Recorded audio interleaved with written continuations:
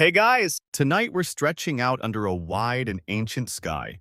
The kind of sky that hums with heat even after sundown, stitched with starlight and just a hint of distant thunder. You're lying on the edge of a red dirt clearing, where the earth is so warm you could toast flatbread on your back. Somewhere nearby, a breeze teases at dry grass. But it's shy, like everything here knows better than to speak too loudly after dusk. In front of you, a sleepy blue-tongued lizard has frozen mid-step, its tiny claw still raised like it forgot what it was doing. Behind it, the tail drag marks zigzag across the dust like a lazy signature. You've been told this lizard doesn't just nap because it's tired. It naps on purpose. It's signaling something, or hiding something, or maybe it's just playing dead for dramatic effect, like you on a Monday morning. Welcome to the world of Aboriginal Rainmakers, custodians of ancient knowledge, storm whisperers, and interpreters of reptilian naps. In dozens of First Nations cultures across Australia, certain lizards are more than just sunbathers with scales. They're considered vital indicators, omens, and sometimes spiritual relatives of the rain itself. And yes, sometimes a lizard's choice of nap location is treated as more trustworthy than your 5-day forecast. So, before you get comfortable, take a moment to like the video and subscribe, but only if you genuinely enjoy what I do here. And hey, tell me where you're listening from and what time it is. I'm always curious which corner of the world you're dozing off in. Now, dim the lights, maybe turn on a fan for that soft background hum, and let's ease into tonight's journey together. You squint up at the sky as the final light slips away, replaced by deep purples and browns. Like a watercolor rinse too long, the earth exhales warmth beneath you. You're not alone. Though, a quiet click, maybe claws on rock, echoes somewhere near your left foot. Another sleepy lizard, barely the length of your hand, has parked itself half under a spinifex bush. It's not moving. And that, apparently, is the point. An old man nearby barefoot, wrapped in a soft kangaroo skin cloak, leans down and nods toward the reptile. That one's dreaming, he says. Rain's thinking about coming. You resist the urge to ask follow-up questions, because something about the moment feels like it'll vanish if you press too hard. He just sits, cross-legged, eyes closed. The lizard doesn't blink. Neither do you. Historians still argue whether Aboriginal weather reading, especially involving animal behavior, qualifies as science or spirituality. But that binary doesn't hold up well out here. To these rainmakers, sleeping lizards are not metaphors. They are data points, slow-moving, sun-warmed, and covered in dust. Sure, but data all the same. One lizard's nap might mean that ground moisture is shifting underneath, about to rise in steam. Another's stillness could suggest the electromagnetic restlessness that comes before a lightning storm. And when several lizards all pick the same rock to sleep on, that's a conference call with the cloud spirits. You think back to that moment in high school when your teacher called lizards ectothermic opportunists, which sounded like a fancy insult. But here, it just means they're tuned in. And you start to realize something unsettling. These creatures have been reading the earth longer than anyone with a smartphone or a storm-chasing truck. You probably won't survive this. Climate accuracy contest. Nearby, a kookaburra lets out a short, strangled laugh, like someone who just remembered they left the oven on. You're told that kookaburras and lizards often appear together in rain stories, not because they like each other, but because both behave weirdly. Before weather shifts, kind of like how you get extra chatty before a deadline, the red soil beneath you is warm, almost unnervingly warm. It smells like iron, cracked bark, and peppery grass seeds. A smell so dry it scrapes your nose. You close your eyes and start to imagine how long people have sat here watching lizards do absolutely nothing except reveal the sky's next move. A whisper breaks the quiet. Long ago, when the sky still listened. That's how every good rainmaker story starts. It's not always a myth. Sometimes it's a weather report wrapped in a parable. Sometimes it's a bedtime story about a lizard that slept through a flood, woke up on a different continent, and blinked 3 times to cause a thunderstorm. You stretch your toes and feel a tiny pebble shift under your heel. A lizard might interpret that as a sign. You're not quite sure what it means when you do it, but it's oddly reassuring to know some tiny sun-fueled gecko is already taking notes. There's a lizard called the shingleback, known for its stumpy tail and slow, awkward waddle.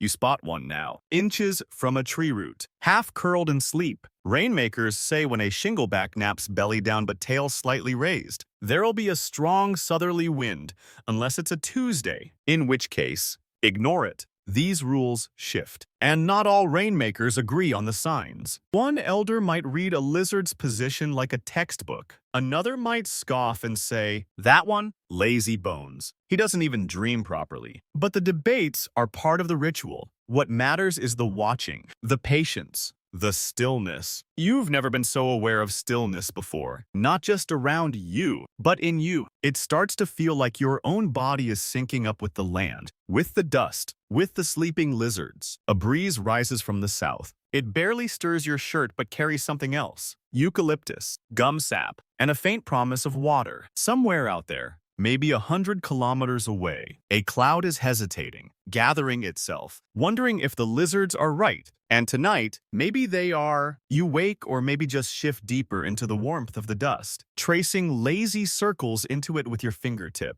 A flatness to the air has crept in, as if everything is waiting. Even the flies have stopped their annoying little dance. There, just ahead of you, another set of tracks, thin claw prints paired with a dragged tail groove. It's the unmistakable scribble of a sand monitor. The trail twists like cursive handwriting practiced in a hurry, with pauses here and there that look almost thoughtful. You follow them with your eyes, past a small termite mound, over a cracked patch of ground, and then stopped. No more tracks. You inch forward and see it. The lizard, about 2 feet long, mottled like half-burnt toast, lying beside a half-buried log. Still, not frozen, not tense, just still. Its chest rises in slow, deliberate waves, as if breathing is something it has to remember how to do. An elder behind you clears his throat. "See where it stopped," he says, pointing to the termite mound. "That's a thinking place. When they stop near those, it means the ground's holding water deep down. Maybe dew tomorrow." He pauses, then adds, "Or maybe not." You raise your eyebrow, but keep quiet. Welcome to the delightfully vague world of lizard logic. Aboriginal rainmakers don't chase certainty. That's a modern obsession. Instead, they accumulate hints, gestures, signs, repetitions. A sand monitor pausing by a mound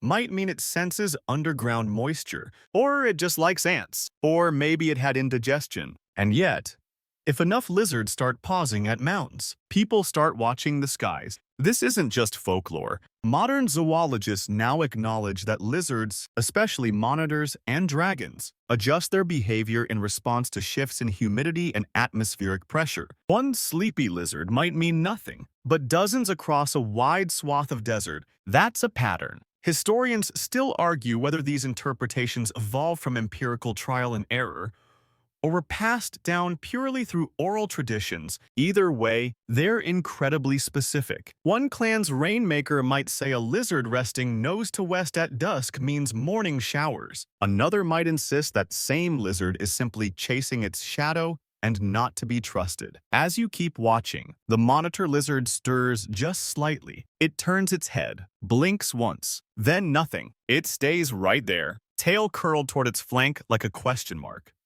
Nobody's answering. The elder crouches beside you and draws a lazy spiral in the dirt. "If it had gone that way instead," he says, pointing northeast, "I'd say thunder. But west means quiet." You nod, not quite sure if that makes you disappointed or relieved. The sun creeps lower, casting long shadows across the ochre-colored dirt. The light now feels like the inside of a hollowed-out peach, warm, gold, and just slightly sweet. Then something unexpected. A second lizard, smaller, thinner, scurries past the first in a burst of twitchy energy. It doesn't stop by the mound, doesn't pause at all, just vanishes into the low brush like it's late for a meeting. The elder grunts, juvenile, doesn't know anything. You almost laugh, but you don't, because you're starting to get it. This isn't a joke, even if it sounds like one. Every movement matters, even the ones that don't. The elder watches them all, like a meteorologist watches radar loops. Only, in this forecast, the radar has tiny claws and a nervous tail. You glance back at the first monitor, still in place, still unmoved.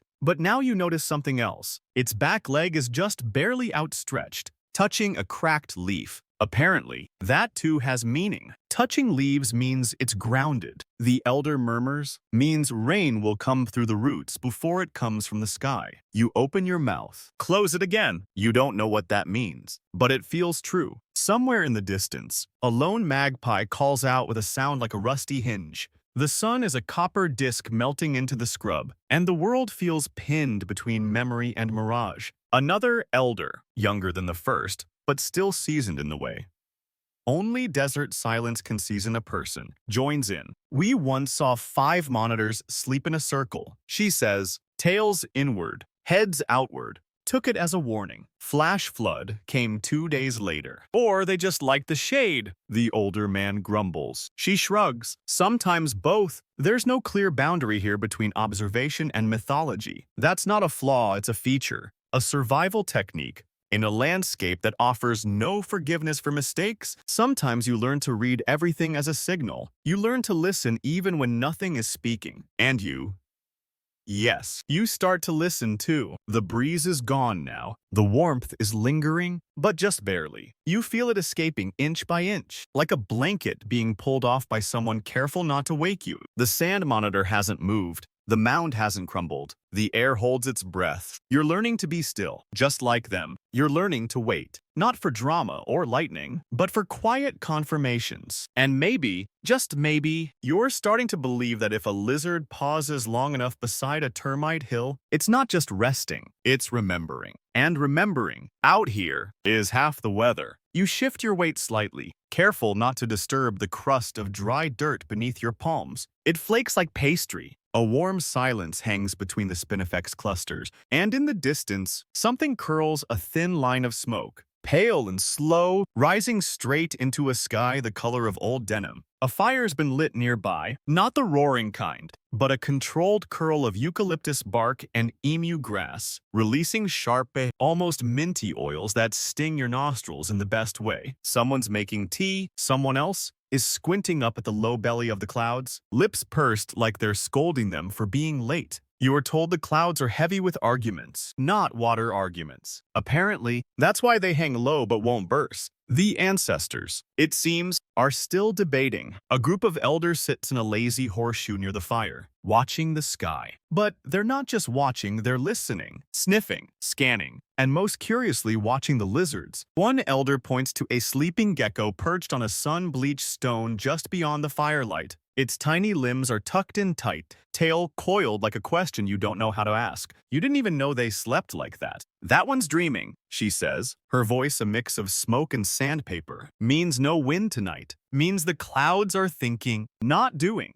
It sounds poetic. But here, poetic often doubles as practical. You glance again at the gecko. Its color almost matches the stone, mottled and soft, like someone tried to paint camouflage using dusty hands. It looks peaceful. You wonder what a lizard could dream about. Ants, warm rock, existential dread. Historians still argue whether Aboriginal interpretations of animal sleep have any empirical grounding, or if they're simply expressions of mythic storytelling. But here, nobody separates myth from method. If a gecko curls before dusk and stays curled past nightfall, that means something. What exactly depends on who's watching and how long they've been watching. A younger voice joins in. We used to say if a gecko sleeps facing uphill, there'll be no lightning. Then she adds, with a grin, unless he's wrong. The laughter is soft, but not unkind. It's the sort of laughter you hear from people who've watched generations pass like shadows across the same rocks,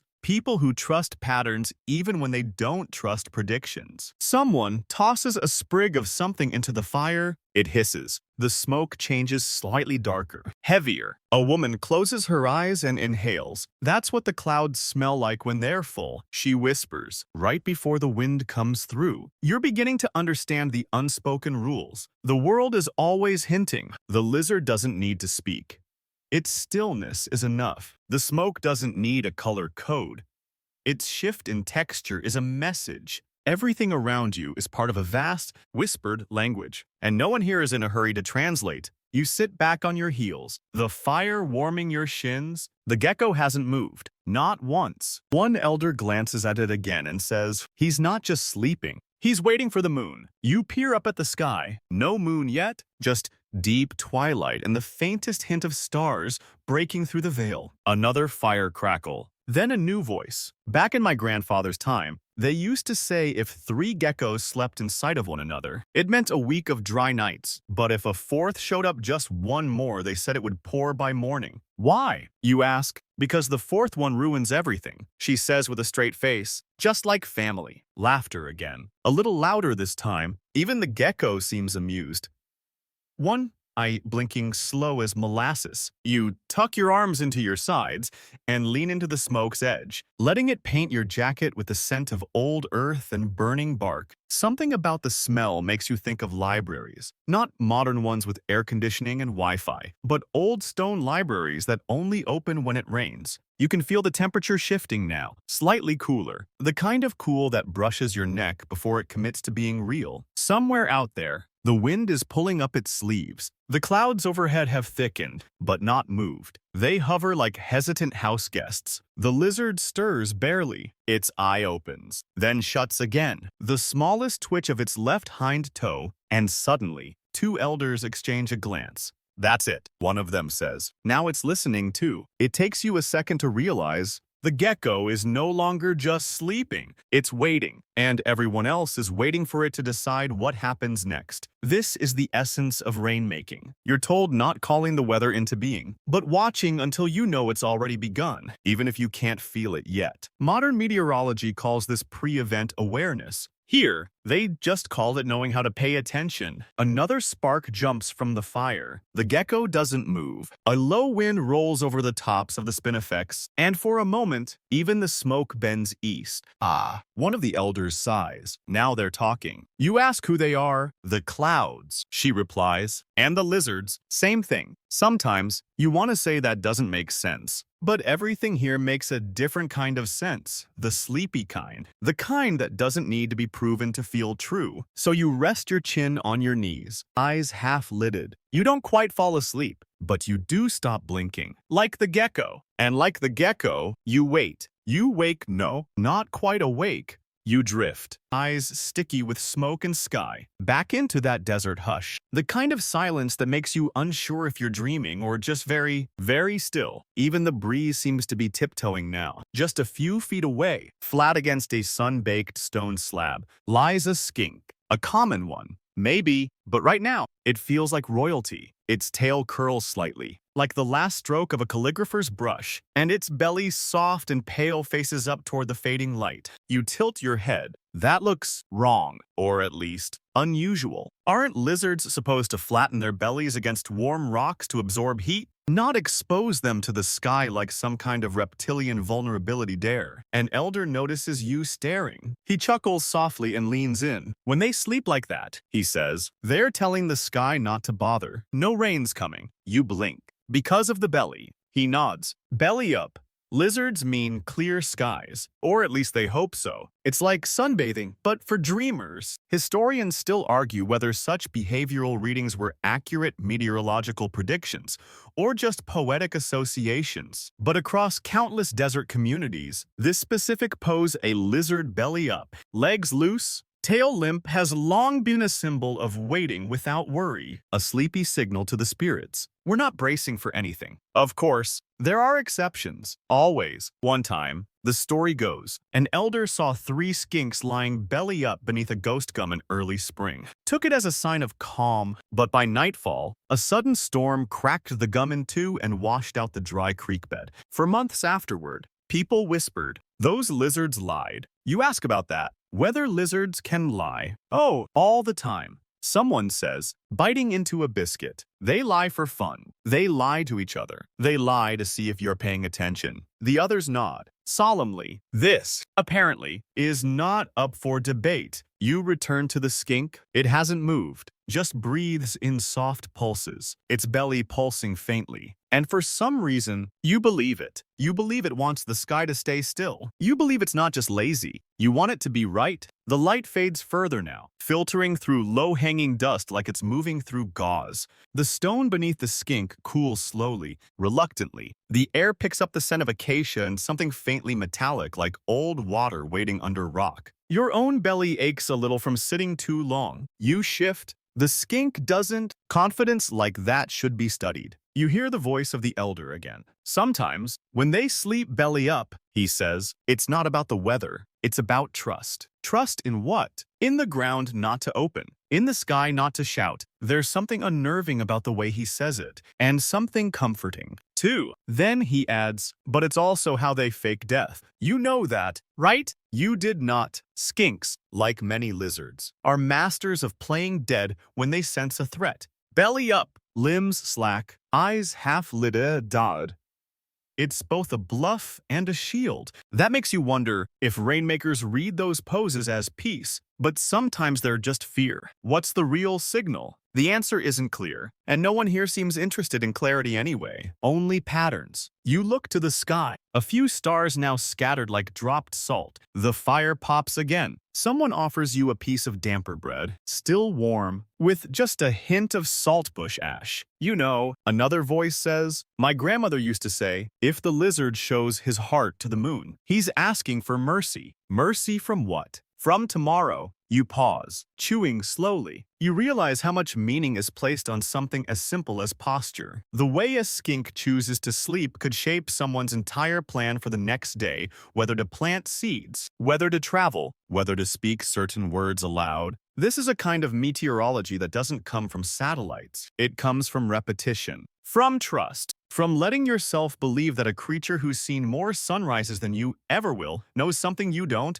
There's another story shared around the circle now, about the time a skink lay belly up on a funeral stone. Everyone thought it was a bad omen until it rained at dawn and washed the grave clean. After that, belly-up skinks were seen as complicated. You glance again at the skink. It's still there, but now one of its legs has stretched out, pointing vaguely toward the south. Uh-oh, someone says with a grin, now he's just showing off. You laugh this time, quietly, but inside, you're wondering what if he's right. A cool breeze brushes your shoulders, and the clouds above have softened. They're no longer threatening to burst. They're just floating now, fat with secrets and silence. Maybe that's all the forecast is tonight. Lizard naps and half-truths from the sky. You lie back again, mimicking the skink, arms splayed, face turned upward. It's surprisingly peaceful. Maybe you're sending your own signal now, something like, please no emails tomorrow, or let the world wait. Your breath matches the pulse of the ground. A pause.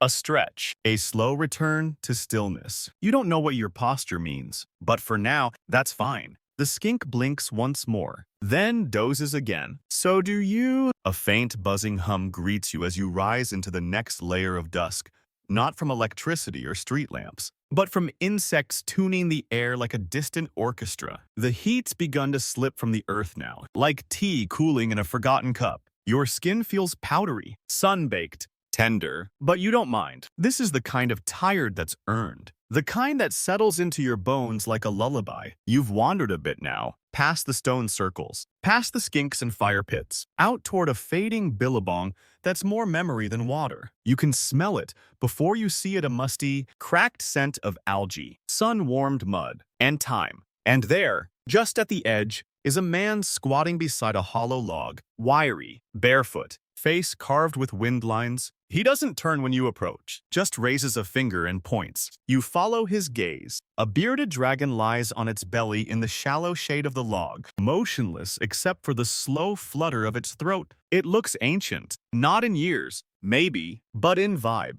The way old cats look like they remember Cleopatra's birthday. You crouch beside him, careful not to startle the lizard or the man. She's dreaming slow, he murmurs. That means the sky's not finished talking. You nod, because what else can you do? Dreaming, he explains, isn't just sleep. Not here. Not when it comes to lizards. It's a state between worlds, a state that the rainmakers know well because they've had to live there too. Half awake, half remembering, half hoping the clouds will remember them. There's a term in some desert languages that loosely translates to sky slow, a word used for both dreaming lizards and long pauses in the wind, when neither land nor cloud seems in a hurry, when things are waiting, not hesitating, not sleeping, just suspended, like the universe is halfway through a sentence and can't decide whether to finish it. That's the mood of this moment, and you're here for it. Historians still argue whether Aboriginal rainmakers relied on lizards because of their physiology being cold-blooded. They're deeply attuned to temperature, humidity, and barometric shifts, or if it was more spiritual, that lizards were messengers, dream carriers, or even relatives of the rainbow serpent itself. The wiry man beside you runs a thumb along a scratch in the dirt. When the dragon sleeps with both eyes closed and both legs flat, he says, "That's not laziness, that's listening." You wonder aloud, listening to what? He shrugs. Whatever the sky's whispering. Sometimes it's not even about rain. Could be heat. Could be dust. Could be someone crying in the next town over. You stare at the dragon again, half expecting it to open one eye and wink. It does not. Behind you, the low groan of frogs. A few. Not many, but enough. You ask what that means. Frogs don't lie, the man says. Lizards might. Frogs won't. You glance back at the lizard, who, to be fair, does look like the kind of guy who'd bluff in poker. You admire that. He tells you the story of a year with no lizard signs, no naps in the open, no tail drag patterns, no sleeping belly up on rocks. The community grew uneasy. Elders stopped planting. Hunters hesitated. Then, out of nowhere, a dragon lizard appeared right by this billabong, curled around a wet stone, sleeping with its mouth slightly open. By nightfall, the skies opened. Sheets of rain fell for 3 days. Water lapped at the edges of the log you're now sitting beside. So, now we watch here every dry season, the man says, just in case she comes back. You like the idea that lizards have legends of their own. That somewhere in the dragon lizard grapevine, there's gossip about who once slept through a flood or got struck by lightning while trying to sunbathe. The mud beneath you is starting to firm, drier than it should be. The water has receded since last season, leaving behind a cracked, thin skin that crumbles like pastry under your heel. The dragon lizard doesn't mind, still hasn't moved. You ask, how do you know she's dreaming and not just asleep? The man doesn't answer with words. He just hums, low and rhythmic, like a heartbeat remembered. The lizard twitches, ever so slightly, in response. Then he whispers, dreaming is when they move without waking, when their legs shuffle, but their eyes stay shut. That's when they're speaking to the dust. You consider that. Maybe you've done the same. In traffic, on planes, during one too many work Zoom calls, a kind of movement that doesn't need awareness, just rhythm. Another elder joins from behind, carrying a tiny clay dish. Inside, a handful of ashes and lizard-shaped markings etched with a fingertip. They used to tell stories in these, she says, markings like this: where a lizard sleeps, what pose, what direction its tail points. Then they'd wash the dish in the water and let the story go. She sits beside the dragon lizard now, placing the dish gently near its nose. Let's see if she wants to answer. You wait. You don't expect fireworks, but you do expect something. The lizard sniffs, pauses, shuffles a toe, then stills again. Everyone exhales. That's good, the man murmurs. That's a maybe soon. You don't know if he means rain or dreams or something else entirely, but you're satisfied. It feels like you've just been let in on a very old secret. As the stars climb, and the frogs grow bolder, and the fire from far behind begins to fade to coals, you settle again into the rhythm of reptilian rest. Because sometimes, sleeping isn't retreating, it's listening with your whole body. And sometimes, listening is how you bring the rain. You wander again, though the word feels wrong. It's more like you drift sand slipping between your toes. Your shadow stretched thin behind you. You don't have a destination, just a direction. Toward the flat rocks. Toward the places where the wind curls lower, where circles appear in stone like forgotten clock faces. They're not perfectly round. That's the first thing you notice. These stone circles are imperfect, hand-placed, slightly lopsided, but they hum with intention. They've been there for longer than most stories remember. Some are ringed with ash, others with ochre lines or tiny piles of sun-bleached bones. One, tucked beneath the crooked arm of a mulga tree, is surrounded by footprints, lizard footprints. Don't step inside. Someone warns gently. You stop mid-stride. Why not? Because that's where the lizards dream truthfully. You glance down. The ring in front of you is no wider than a kitchen table, laid with 3 flat stones and a patch of red dirt in the center. Nothing fancy, no carvings, no smoke, just waiting. You can watch from the edge, the voice adds, but if you step in, they might think you're asking for something. And if they answer, well, hope you like storms, you take a step back. A few feet away, another elder crouches beside a similar circle. A stubby, sleep-stunned, thorny devil lies inside it, tail coiled, spines flat, its eyes squeezed shut like it's trying to disappear. You're told it's been there since morning, hasn't moved, just sat itself at the center of that sacred ring like it knew exactly what it was doing. Some say these rings were used to read lizard dreams, not for what happened during sleep, but for how they position themselves before drifting off.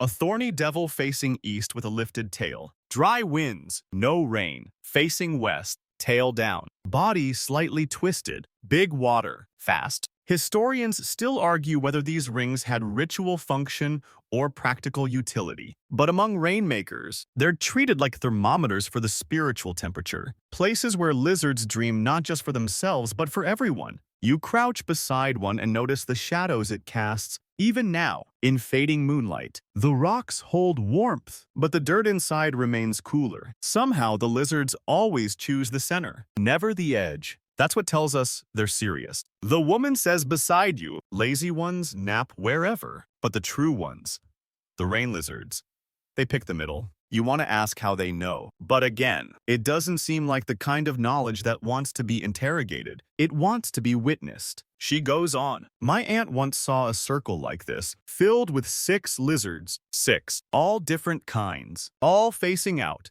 tails touching in the middle. That day, we packed our belongings and left. Next morning, flood took the whole camp. You glance around. Nothing about this land looks like it could flood. It's dry, cracked, reluctant. But that's the things about deserts, they pretend to be empty until they're not. Suddenly, the thorny devil inside the ring shifts. Just a little, its head tilts. Its left forearm stretches out, barely touching a pebble. The woman beside you gasps, quiet and reverent. Pebble means motion. Motion means rain. You whisper, even if it's just twitching in its sleep. She smiles. Especially then, you sit back on your heels, mindful not to lean too close. A second thorny devil now ambles in from the bush, slower than slow. You'd call it deliberate, but it's closer to sacred. It approaches another ring. This one with only 2 stones and lowers itself just outside the edge. See that? The woman says, didn't enter the ring, means it's not ready to speak. You nod like you understand, though you're mostly just hoping the lizards are feeling generous tonight. She adds, sometimes they just rest near the truth. That's all they can manage. Same as people, that hits harder than you expect. The wind shifts slightly, brushing a few loose gum leaves across one of the rings. The first thorny devil doesn't flinch. It's still caught in whatever realm sleeping lizards wander through a slow dreaming plane of cracked earth, whispering clouds, and tail signals no one else can decode. There's a joke among some of the younger rain watchers. Never trust a lizard that sleeps with one eye open and 2 feet out of the circle. Why? Because they say those lizards are trying to sneak the rain past you, not maliciously, just playfully, like a prank. The weather equivalent of someone ringing your doorbell and running away. And then there are the liars, lizards who pretend to sleep,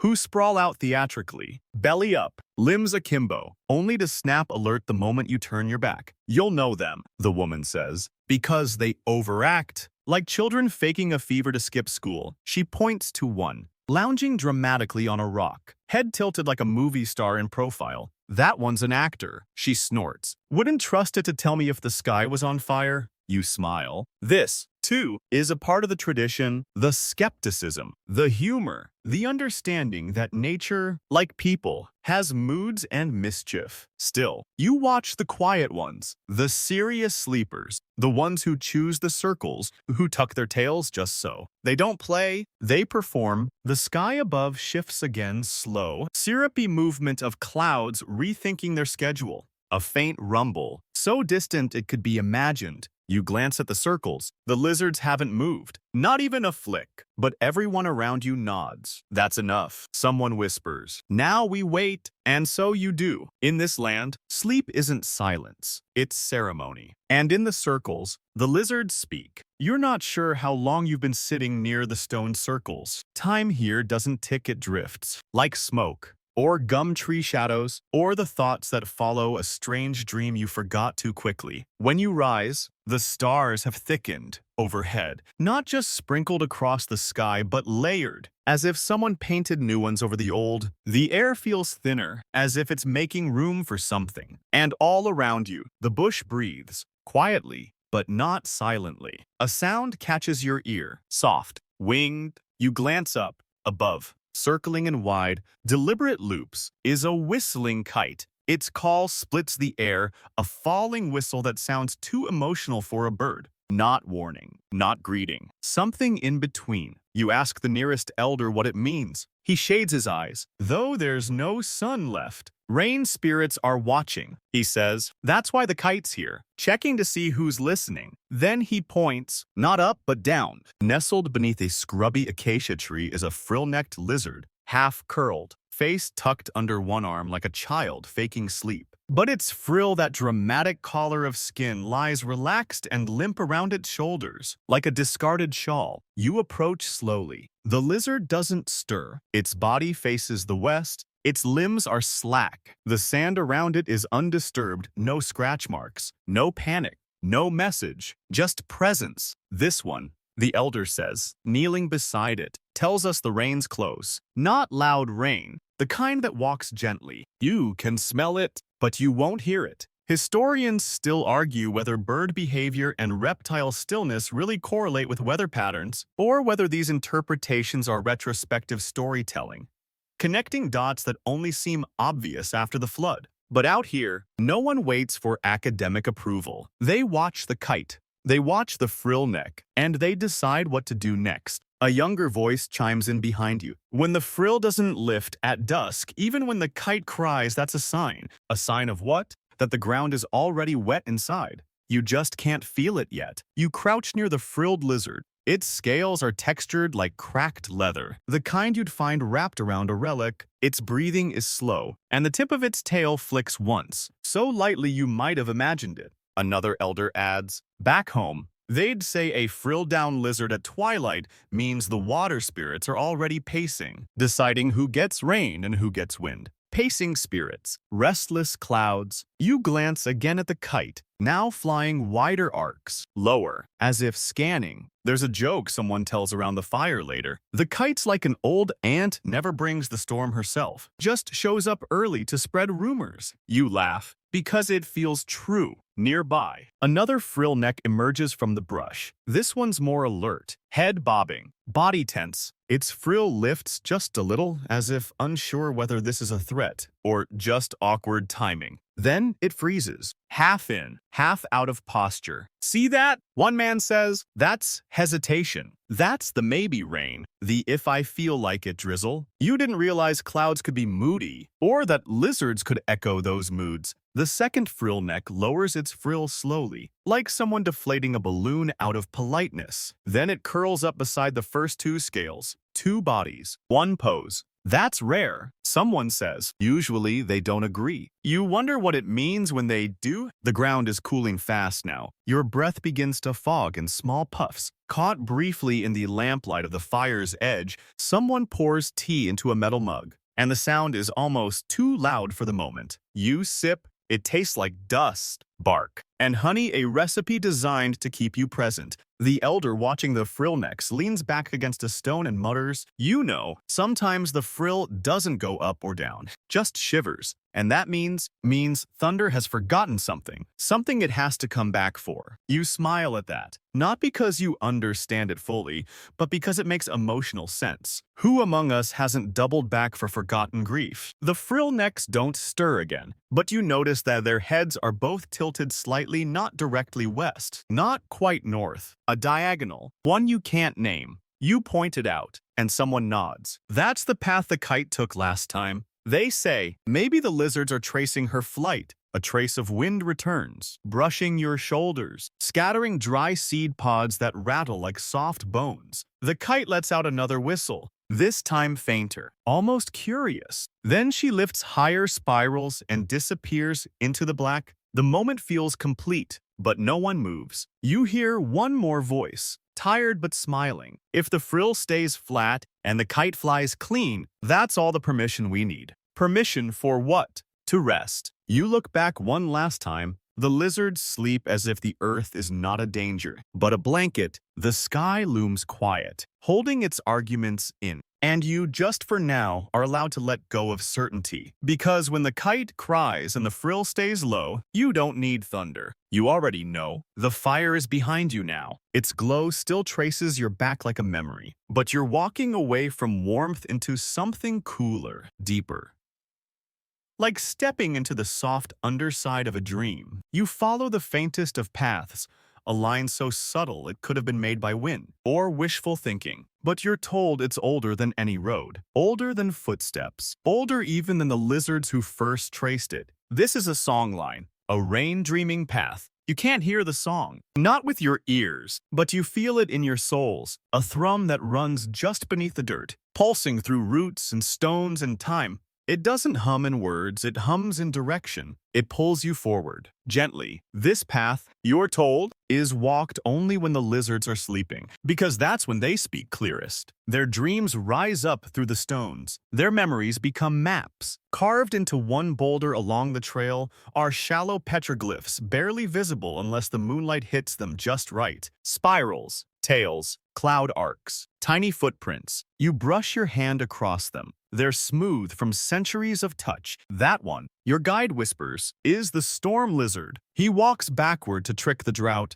You blink. Why backward? Because rain doesn't like being followed. You have to confuse it. You have to dance wrong to get it to notice. Historians still argue whether song lines were literal maps or ceremonial tracks, but in the eyes of those who walk them, there's no separation. Each lizard shape carved in rock, each bend in the trail, each curve of tree root, all part of a code, a call, a choreography. You follow slowly, every few meters. Another sign, a cracked stone shaped vaguely like a gecko tail, a line of fallen bark and a curve. A patch of dirt that smells stronger like it remembers wetness. Your guide walks with a limp and a smile. This track's older than our names, she says, but not older than the sky. The sky's seen us practice it for 1,000 seasons. She points to a low outcrop of rock ahead. Carved deep into its face is a sleeping lizard.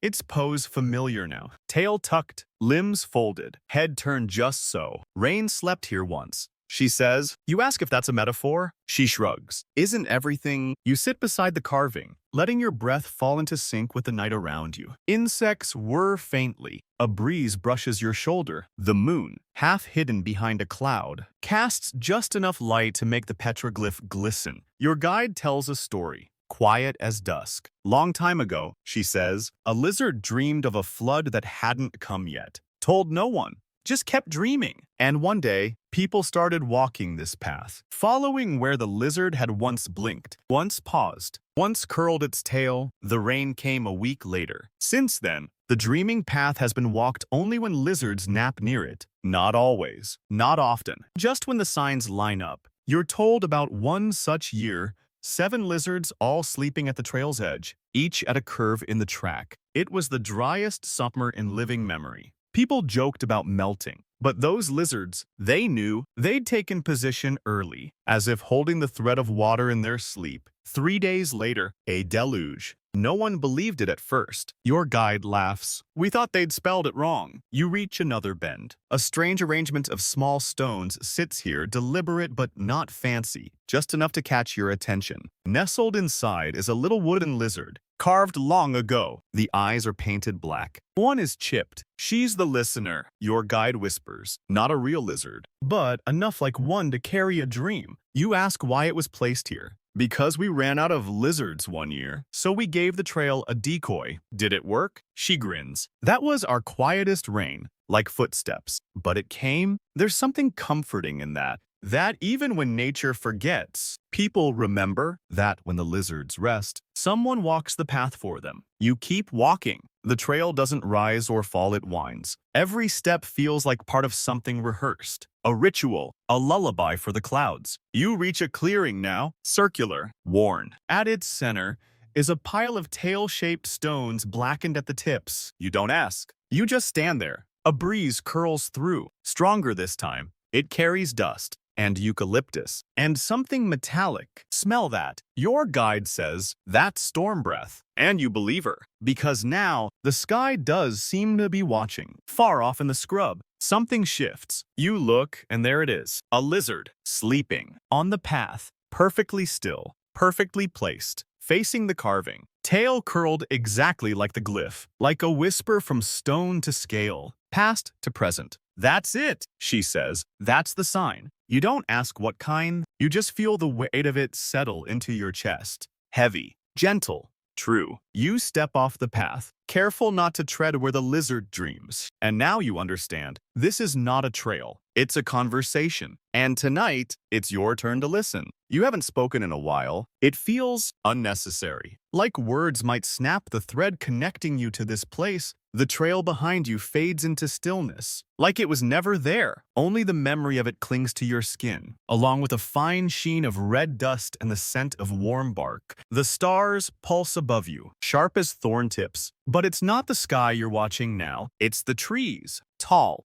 pale, and strangely human in posture. A ring of ghost gums rises from the dry earth like bones of something too stubborn to stay buried. Their trunks shine under the moon almost silver. Their branches twisted with drama, like dancers mid-story. And hidden in the high forks of one, you spot it. A sleeping dragon lizard. At first, it looks like part of the branch. Then its tail twitches, just once, enough to give it away. You point upward. An elder steps beside you. That one, he says, is hiding. From what? He taps his temple. From lightning. From memory. Maybe both. Historians still argue whether tree-sleeping lizards were used as forecasts or simply admired for their theatrical flair. But among many rain dreamers, a lizard above eye level is not good news, especially one that doesn't move when spotted. They climb to get away from the story. He adds, when too many lizards hide, it means the land's too full. Full of what?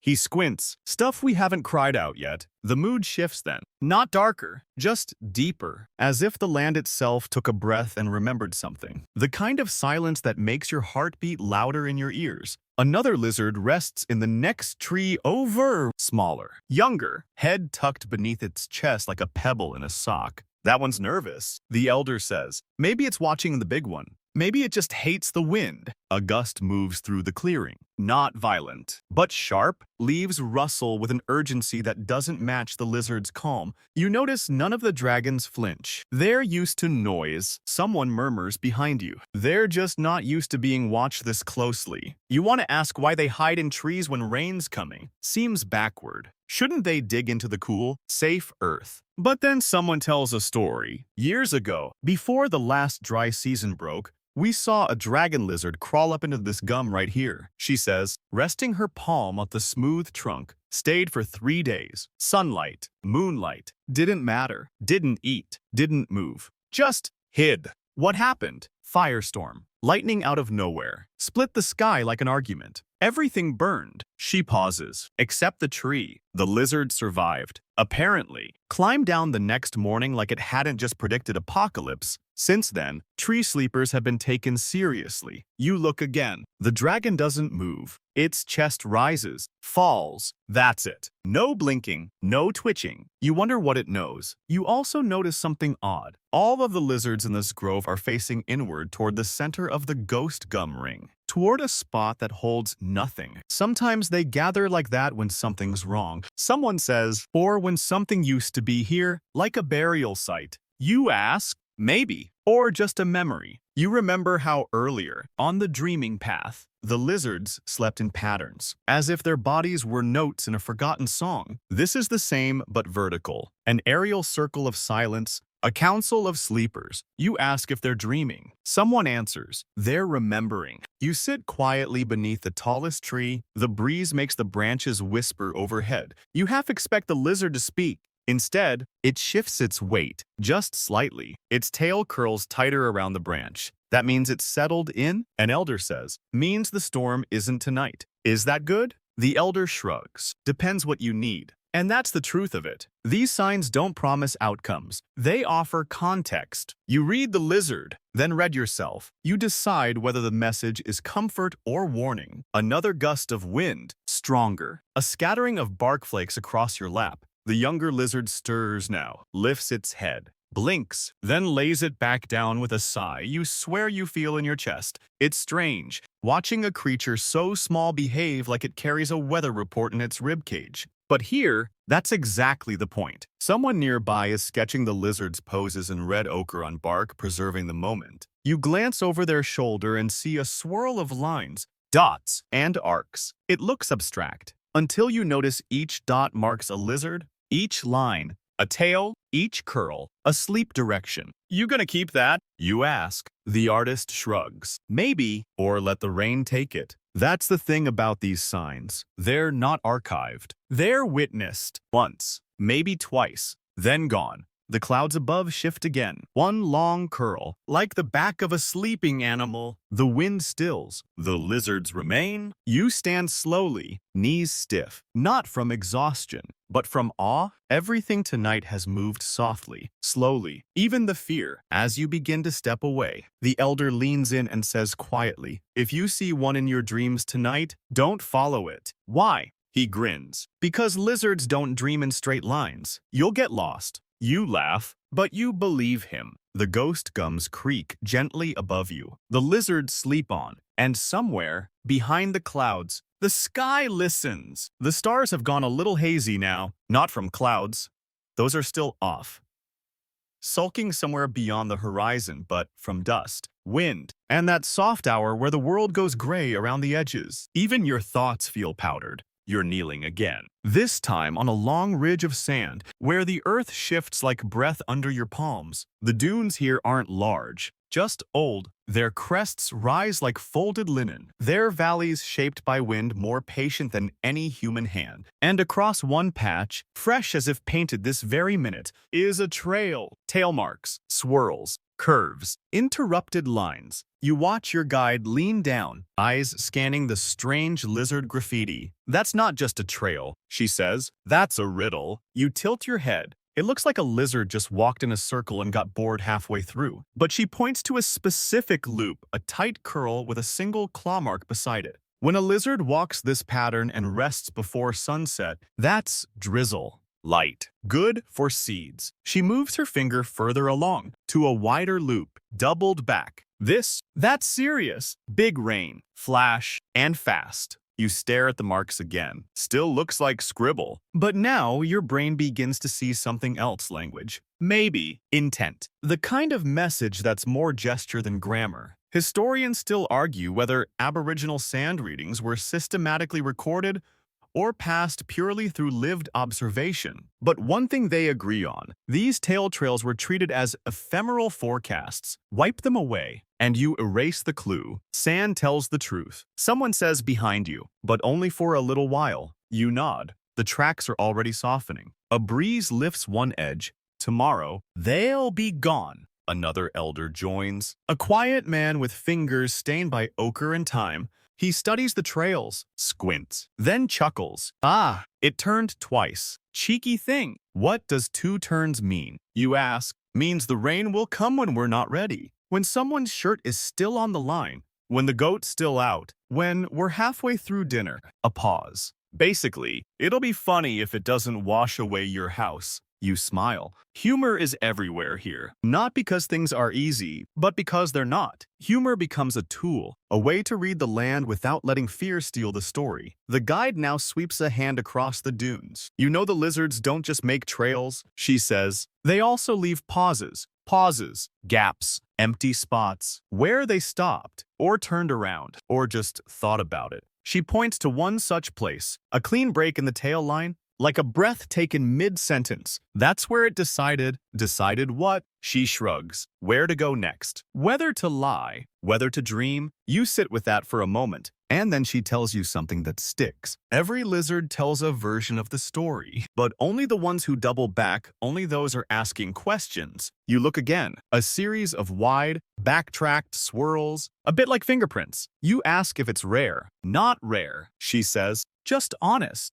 There's a reverence in her voice. Not worship, but something adjacent, like respect earned from long observation. Suddenly, a shout soft but excited from further down the ridge. Someone has found 3 trails converging in one place. You walk over carefully. At the base of a spindly desert shrub, the sand tells a story even you can read. 3 lizards came from different directions. All stopped, all curled, all turned south, then vanished. A hush falls over the group. Not fear, just attention. That, someone whispers, means a storm is walking. You glance up at the sky, still stars, still peace. But the feeling has changed. The sand feels cooler beneath your fingers. The air, heavier. You kneel beside the triple trail. It looks like choreography. Intentional, maybe not planned, but practiced. Sometimes they meet. Your guide says softly, like counsel, like family, like they're sharing the next part of the dream. You ask what direction matters. All of it, she replies, but especially the leaving. You trace the direction they chose south, toward the hills, toward the horizon. And suddenly you realize these aren't just weather clues, they're warnings. Not all storms are water. Some are sand, or wind, or sorrow. And sometimes the lizards see it coming. Someone passes around a piece of bark with tail mark sketches scrawled in charcoal. We used to try to copy them. A younger voice says, thought if we drew them fast enough, maybe the sky would pay attention. You ask if it worked. They laugh, sometimes, or maybe the sky was already listening. Another gust of wind now, enough to scatter the fine grains near the lizard trails.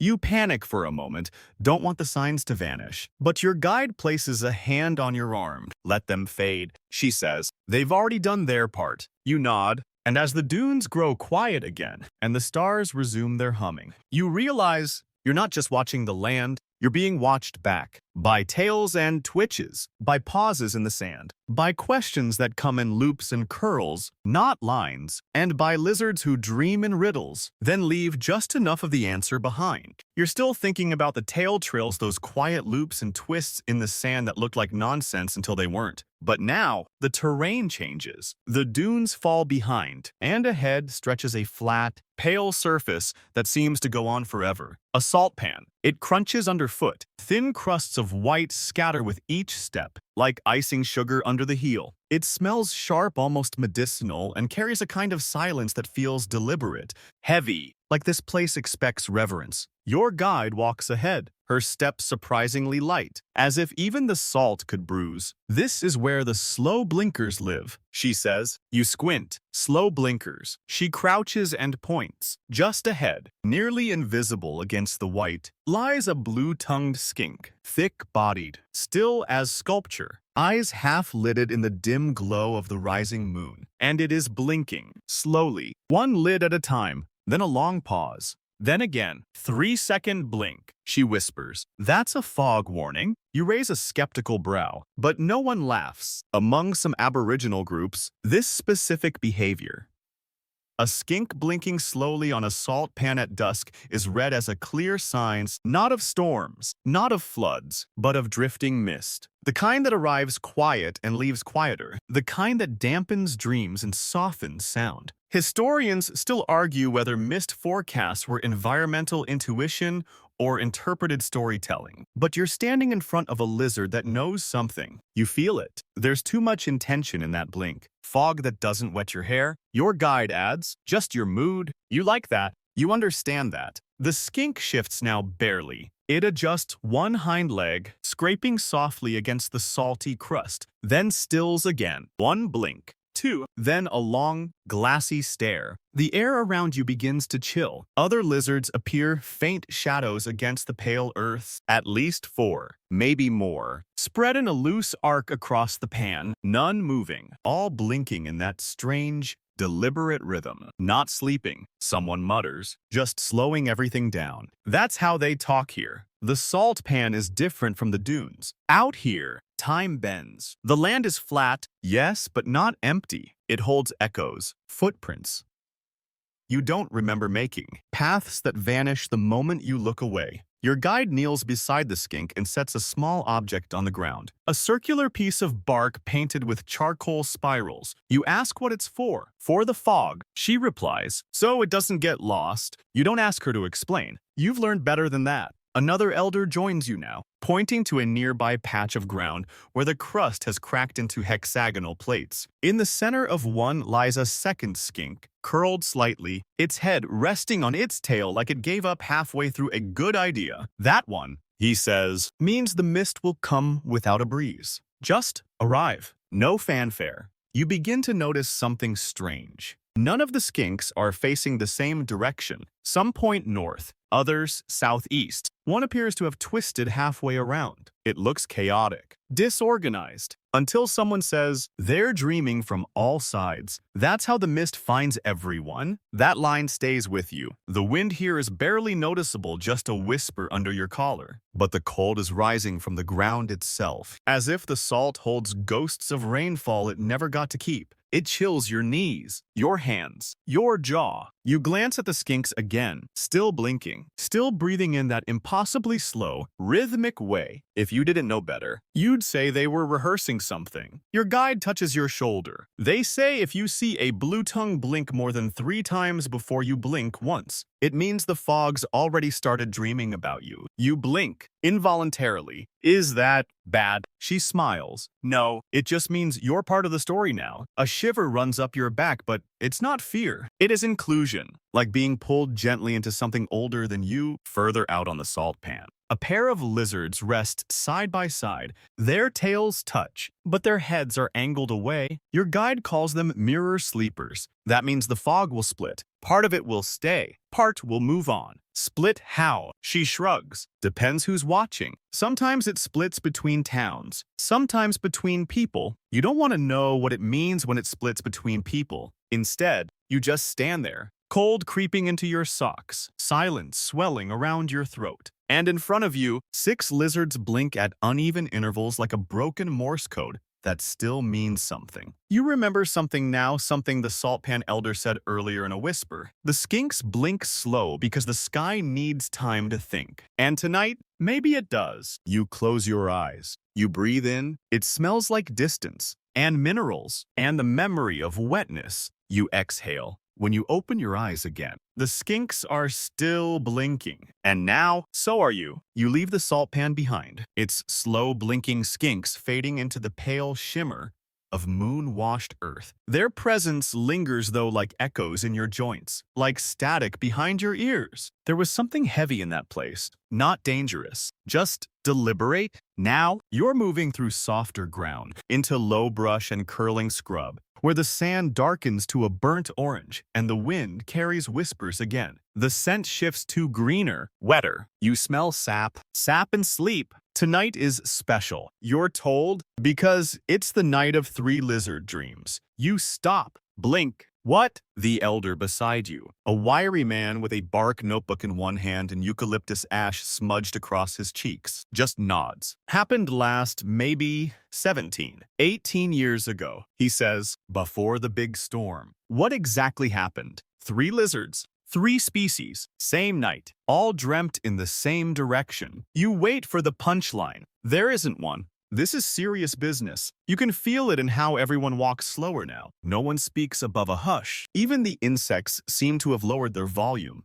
like the land is leaning in. You follow a line of people carrying soft, carved tokens, each shaped like a different lizard. Frillneck, shingleback, thorny devil. Their silhouettes are rubbed with ash and ochre, then placed gently in a ring of warm coals, not to burn, just to rest. The heat is part of the ritual. It's not about summoning anything. It's about remembering the night when the lizards agreed. Historians still argue whether this event recounted in multiple communities across Central and Western Australia was one isolated coincidence or a cyclical phenomenon. The details vary, but the structure remains. 3 types of lizards, dreaming in alignment, facing the same cardinal direction, curled in mirror poses. And afterward, rain. Not just rain, a cyclone. You ask an elder if the lizards knew it was coming. They didn't just know, she says. They warned us. You're led now to a small clearing marked with old termite mounds. At its center, 3 sleeping lizards, real ones, each from a different family. Each positioned exactly as the story says, curled. Quiet. All heads turned northeast. The group halts. Nobody says it aloud, but you feel it in your chest. This might be another one.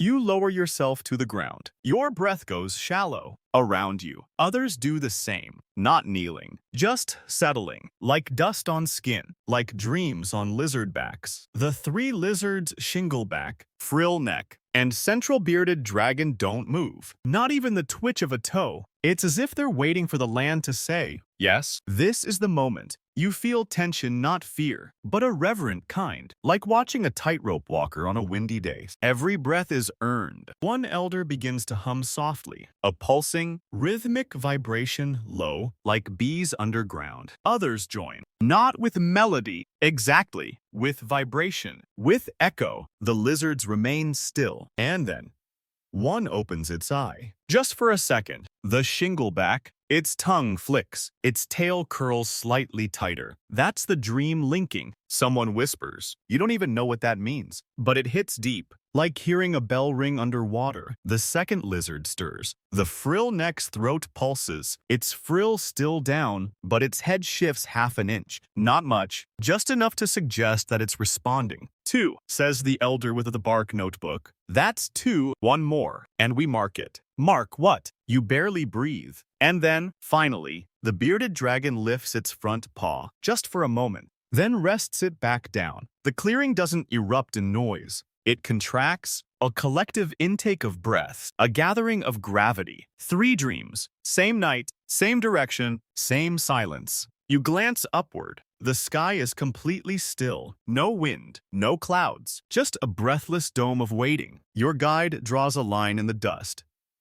3 curves, one for each lizard, all bending northeast. A 4th mark connects them. We've seen this shape before, she says. It means movement. Big, not fast, but whole. You feel your own pulse in your ears. You're not told what to expect. No one predicts rain, or storms, or stillness. The whole point is not to leap ahead. It's to watch, like the lizards do, to dream alongside, not in front of. Someone begins marking the soil with ochre again. A slow repetition of tails, claws, spirals. The patterns look familiar now, like trails in sand, like clouds forming. And you finally understand, this night isn't about weather, it's about warning. Not from fear, but from care. Like a whisper across generations, like a blue tongue's blink on a salt pan, like frill necks sleeping in trees to dodge something only they can smell. The hum continues. It doesn't rise, it doesn't fall, it just stays steady, like heartbeat and thunder waiting in the same space. The 3 lizards don't move again, but they don't have to. They've spoken. You were lucky enough to listen. Now comes the part where the sky decides what to do next. You wake or drift closer to waking to ochre walls and a breath of stone. You're not outside anymore, not under stars or beside firelight, but somewhere older, somewhere tucked away. A cave, cool and dry, with a ceiling so low you have to duck. The air smells of charcoal, eucalyptus, and silence. Faint torchlight flickers behind you, and as your eyes adjust, the walls begin to move. Not literally, but they might as well. Every surface is painted, every inch layered with fingerprints, hand stencils, smears of white, black, and red, and among them, lizard shapes, sleeping ones, curled ones, some upright, but most lying flat or coiled in strange, specific postures, tails tucked, bellies up, limbs crossed. Their arrangement looks chaotic at first glance, but the longer you stare, the clearer it becomes. This is not decoration. This is forecast. Your guide traces a hand over one silhouette pale ochre, 4 limbs close to the body, tail pointing due west. That's a real pose. She says they copied it from a live one that slept like this right before the big mist came through. You ask, how do they know the pose meant something? Because it slept like that every night for 4 nights, and every morning the clouds got closer. Then it vanished, and the fog arrived. You nod slowly. The logic is familiar now. Pattern, stillness, direction. You shine a gentle light across the cave wall. More lizards appear, some painted alone, some clustered. There's one where 3 lizard silhouettes are ringed with dots. 7 dots, evenly spaced. That's the storm meeting. Someone says they dreamt in sync. Like what we saw last night. You notice the handprints now, not random. They surround each lizard, like seals or witnesses. Historians still debate the meaning of these cave markings. Some claim they're art. Others insist they're record, functional, not symbolic. And among rainmakers, there's no debate at all. These walls are memory banks as valid as any weather logbook or satellite archive. The poses vary, but you start to notice types. The curl and stare, the half coil, the infamous belly twist. Each has a name, a legacy, a consequence. The guide shows you a wall corner where a lizard is painted upside down, its tail branching into 2 forked lines. That one, she whispers, means a storm that doesn't stop where it should. We saw it once. A lizard slept that way outside camp, tail split like a root. That night, a flash flood changed the river's path, took a tree with it. You ask how many people still read these walls. She sighs, fewer. Not because they forgot, just because they stopped asking. You trace one lizard with your fingertip.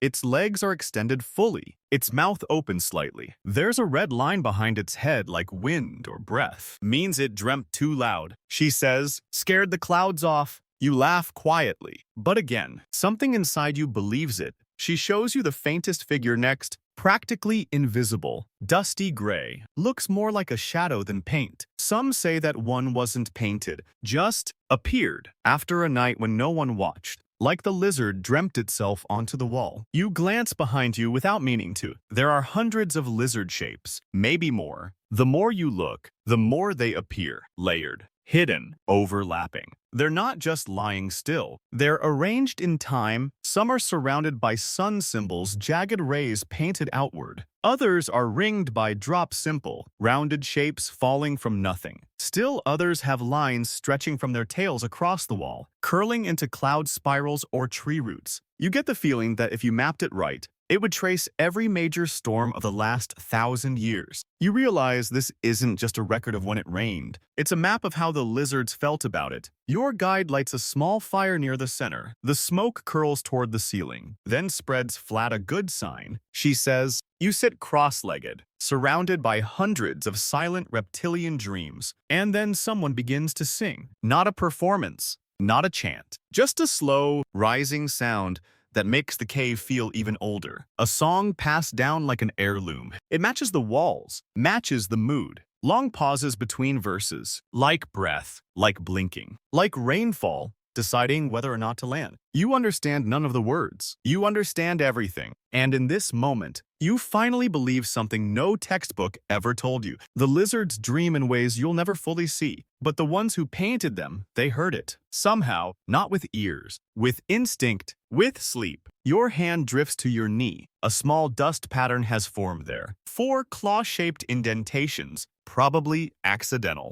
or maybe not. Either way, you leave it. Because tonight, in this cave of stories, you've learned something unshakable. Sleep isn't forgetting. It's remembering too deeply to speak. Outside the cave, the air feels different, heavier, but not from heat. It's something subtler, like the sky has leaned in, interested now, curious about what you've seen. The stars are smeared with thin clouds, and even the insects seem more restrained. You take each step gently, like you're walking through someone else's dream. You're led to a place you haven't been before, just beyond the last cluster of brush. A clearing where the earth turns a dark clay red, and the wind sounds like someone humming beneath a blanket. At the center, a circle of men and women, seated, eyes half closed. A fire, low and crackling. Beside it, lizards. 3 of them again, all asleep. But this isn't a coincidence. This is a wakeful ceremony. The Rainmakers are here. One of them drums softly on a hollowed log. Not a performance,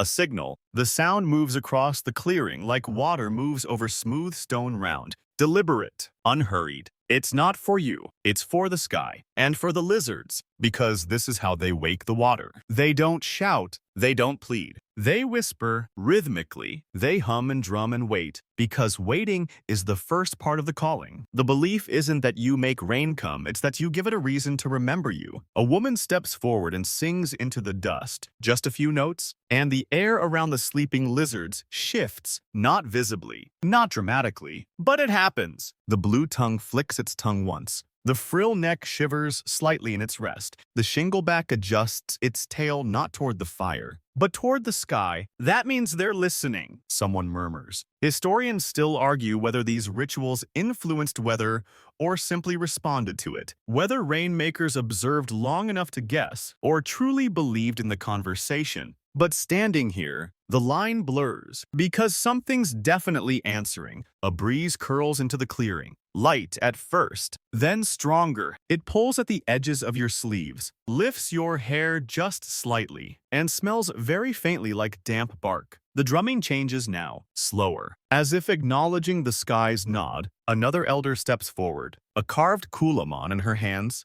shallow and smooth. Inside it, ash, bark, and what looks like the dried tail of a lizard. She kneels beside the sleeping trio and tips the contents slowly onto the ground, forming a spiral. Around the spiral, she presses one fingertip into the earth. Again and again, 5 times. That's the rain call, your guide whispers. Not a demand. An invitation? The lizards don't wake. Not fully. But they do respond. One curls tighter, another shifts its head to align with the spiral. The third just barely opens one eye. That's enough, the elder says. That's all we need. You ask, is this a prediction or a prayer? Both, she replies, and neither. We just do what we've always done. Then we watch. You realize this ceremony isn't about controlling weather. It's about becoming visible to the forces that shape it, about reminding the clouds, we are still here. We are still listening, and so are the lizards. Another story circles through the group shared quietly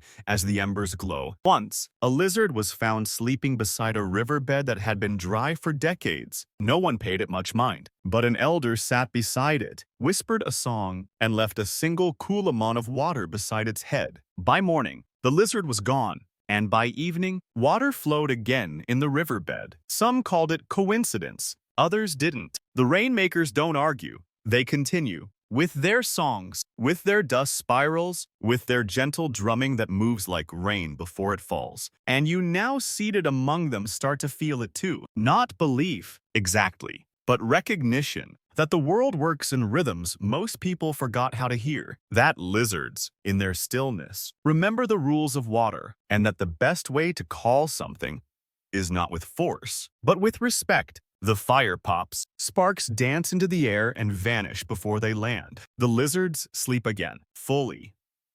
This time, not twitching, not listening, just resting. Which, your guide says, is the final sign, the moment when you stop asking. Because if the lizard sleeps soundly after the call, it means the answer's on its way. You don't need to see clouds to know they're coming. Not anymore. Not tonight. You remain seated long after the fire dies to coals. The circle thins out. Some leave in silence. Others sleep where they are, cloaked in woven blankets, heads bowed like blossoms drooping after sundown. But the lizards stay, still asleep, untouched by wind or noise. You think of all the lizards you've met over these drifting hours, the ones who blinked like metronomes on salt pans, the ones who curled their tails like coated whispers in dunes, the ones who climbed trees to dodge thunder, and those who buried themselves just to think. You think about all the signs, some certain, some confusing, all quietly profound. And then you notice a shape moving along the edge of the bush, small, careful, low to the ground, a lizard. One final lizard. It moves slower than any you've seen, not with hesitation, but with ceremony, as if it knows what this moment is supposed to look like. It weaves through the ash ring left by the fire, around the sleeping trio, past the spiraled kulamon mark, then disappears into the tall grass beyond. Gone, without a sound. You ask softly, "What was that one?" No one answers for a moment. Then your guide says, barely audible, the last rain lizard, the one that carries the end of the message. You watch the grass. Nothing stirs. Sometimes, she continues, when all the signs have been shown, every tale, every dream, every pose, one lizard walks away. Not because it's finished, but because it's been heard. She reaches down and brushes a bit of dust from her palm. And that's when the rain begins. You don't speak. You just listen. To the wind rising gently through the trees, to the faint sound of leaves shifting, to the breath of someone sleeping nearby, slow and even. The sky above is soft now, no longer pressing, no longer questioning. It hangs in place like fabric strung on invisible thread. It feels like the waiting is over. But still, no rain. Not yet. Just the feeling of it. Close. Like a thought you're about to remember. The fire has gone cold. The lizards are still. The spiral on the ground has lost its edges. And in your chest, something settles. You've seen what the Rainmakers see. Or at least, part of it. You've walked the path of dreaming tales and blinking eyes, and forgotten glyphs on stone. You've watched the sky hesitate. You've sat beside people who don't claim to know the future, but who notice when it leans in. And now, as dawn begins to turn the sky a faded plum, you realize something. This entire night, this entire story wasn't about the rain. It was about being still enough to see when the world changes its mind. And the lizards, they've always known how to wait for that. They've always known what we forget. That rest can be resistance. That sleep can be strategy. That stillness is not absence. It's attention. And just before you drift into your own dream, you remember something someone said early on. The lizard doesn't sleep because it's tired. It sleeps because the sky is about to say something important. So you lie back, let your limbs fall soft against the earth, let your breath slow, and you sleep like they do, waiting not for answers, but for the moment the silence breaks. Because the rain, it's coming. It always was. The breeze has cooled now, settling into your skin like a soft hand brushing your forehead. The night has emptied itself. All the signs have been spoken. All the lizards have curled into their last poses. The sky is no longer tense. It's listening gently. And maybe, just maybe, it's smiling. You're lying on your back now, in a field where nothing presses. The earth beneath you is warm in places and cool in others, like it's remembering the sun while preparing for the rain. Somewhere nearby, something small breathes. A skink, maybe, or a dream. You feel a kind of fullness, not excitement, not even certainty, just completion. Like a knot has untied, like something ancient has exhaled, there's no thunder, no flash of lightning, not even a drop of rain. But in your mind, you see the signs. A tail curled toward the south, a pair of lizards sleeping belly up, a single, slow blink under salt light. You carry them with you. Now, not as superstition, not as fact, but as a rhythm you've learned how to feel. So let your eyes drift closed. Let your breath follow the hush of the desert wind. Let your thoughts spiral down like the ash from a cooling fire. You are still, and that is enough. The sky will speak when it's ready. And you'll already know how to listen.